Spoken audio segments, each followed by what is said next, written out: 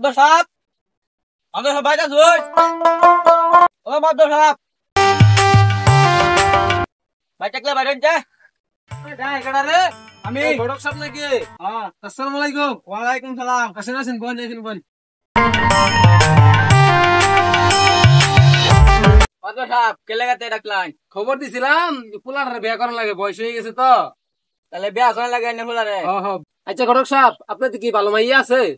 আমি লালু গোটা করতে ভালো মাই হতে থাকো কার কাছে একদম মরে সেরি আছে। আচ্ছা ঘটক সাহেব, ভালো একটা মাইয়া দেখিয়া আমার পোলার বিয়া করাই দেন।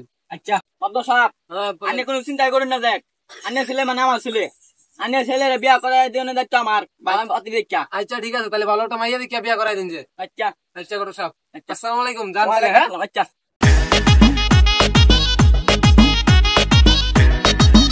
ভাই ভাইটা শুন। ও ভাই এটা গো আব্বা তো বাইত নাই, বন্ধ গেছে কাম। ভাই কাম করতা শুন। হ্যাঁ কাম করতেছি তো। এদিকে আনছেন ভাই গেছিলাম তু। ভাত তো ঘুরে আইলাই। হ্যাঁ হ্যাঁ এদিকে হ্যাঁ বোন আনলে তুই ডালা বাসিন বোন। আন্নে ডাকে আনছিলাম, আন্নের মেয়ে লাগে একটা বিয়ার গপ্ল হয়েছি। ও না মনে যে বিয়া সাথে তো দিন লাগবো, মেয়ে দিতে পরে গেছি নাকি। বিয়া তো দিন লাগে, এখন তো টিয়া পয়সা তো নাই। তোর মিয়া আজকাল বিয়া দিলে টেহা লাগে নাকি? তাহলে ছেলে আছে ভালো ছেলে? ছেলে তো অবশ্যই আছে, মাতবারের ছেলে, লম্বা হইতে ছেলা।